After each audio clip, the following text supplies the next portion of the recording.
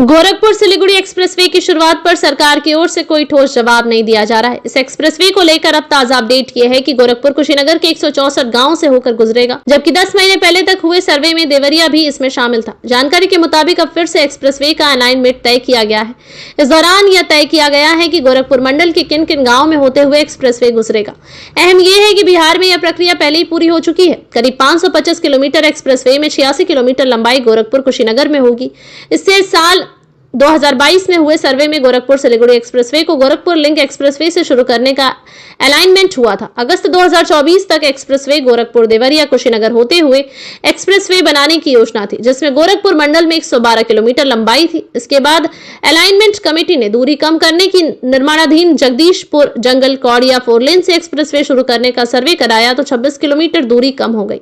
2 माह पहले ही गोरखपुर कुशीनगर होते हुए एक्सप्रेसवे का निर्माण करना तय हुआ है। अब जमीन अधिग्रहण की प्रक्रिया शुरू की जाएगी। जानकारी के मुताबिक गोरखपुर में तहसील सदर क्षेत्र में एक्सप्रेसवे की लंबाई 8 किलोमीटर होगी। कुशीनगर लखनऊ हाईवे से निर्माणाधीन जगदीशपुर जंगल कौड़िया 4 लेन पर एक्सप्रेसवे शुरू होगा। नया एक्सप्रेसवे हाईवे से करीब 4 किलोमीटर दूर स्थित सरंडा गांव से शुरू होगा। बहरहाल एक्सप्रेसवे में राजस्व गांव के अलाइनमेंट की प्रक्रिया के बाद अब सर्वे का रिपोर्ट तैयार की जाएगी। इसके आधार पर 3D सर्वे होगा। इसमें रिपोर्ट तैयार की जाएगी कि कितने किसानों की कितनी जमीन का अधिग्रहण होगा।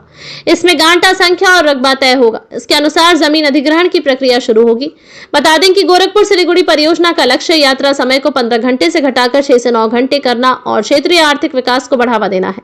परियोजना से उत्तर प्रदेश, बिहार और पश्चिम बंगाल के आर्थिक विकास को बढ़ावा मिलेगा। यह न केवल यात्रा समय को कम करेगा बल्कि व्यापार, उद्योग और रियल एस्टेट क्षेत्र में भी उछाल लाएगा। गोरखपुर सिलीगुड़ी मार्ग के आसपास के क्षेत्रों में संपत्ति की कीमतों में वृद्धि की उम्मीद है और बिहार के उत्तरी जिलों में आर्थिक गतिविधियों को बढ़ावा मिलेगा। यह परियोजना नेपाल के साथ व्यापार और कनेक्टिविटी को भी मजबूत करेगी। यह एक्सप्रेसवे बिहार के 8 जिलों पश्चिम चंपारण, पूर्वी चंपारण, शिवहर, सीतामढ़ी, मधुबनी, सुपौल, अररिया और किशनगंज से होकर गुजरेगा। इसके बाद यह पश्चिम बंगाल के सिलीगुड़ी में समाप्त होगा। यह 6 लेन का एक्सप्रेसवे होगा, जिसे भविष्य में 8 लेन तक विस्तारित करने की योजना है और इसकी चौड़ाई 75 मीटर रखी गई है। गंडक और कोसी नदियों पर पड़े बड़े पुलों का निर्माण भी इस परियोजना का हिस्सा है। इस एक्सप्रेसवे के निर्माण पर अनुमानित लागत 32,000 से 37,645 करोड़ रुपए है, जिसमें बिहार में सबसे अधिक 27,552 करोड़ रुपए खर्च होने की संभावना है। एक्सप्रेसवे को 120 किलोमीटर प्रति घंटे की रफ्तार के लिए डिजाइन किया गया है, जिसमें 25 इंटरचेंज होंगे जो इसे राष्ट्रीय और राज्य राजमार्गों से जोड़ेंगे।